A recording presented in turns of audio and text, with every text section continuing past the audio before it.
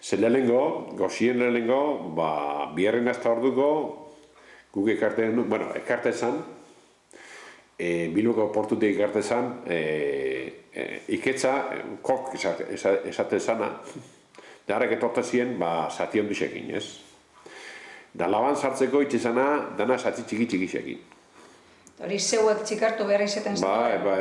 Eta zelan, itzen hori? Mailuke txiki bataz, mailuka oso astune, da mazizu zanaz, harrek hartu, dana piezak bana-banan, izete ziren, zati txiki-txikixekin egin zelaban lapiku gotezan erdixen, zera materizela junditzeko, da labian ingurutik, buelta guztizetik, eta lapiku hauen bitxartin zir, sartu bizen hori iketzoi.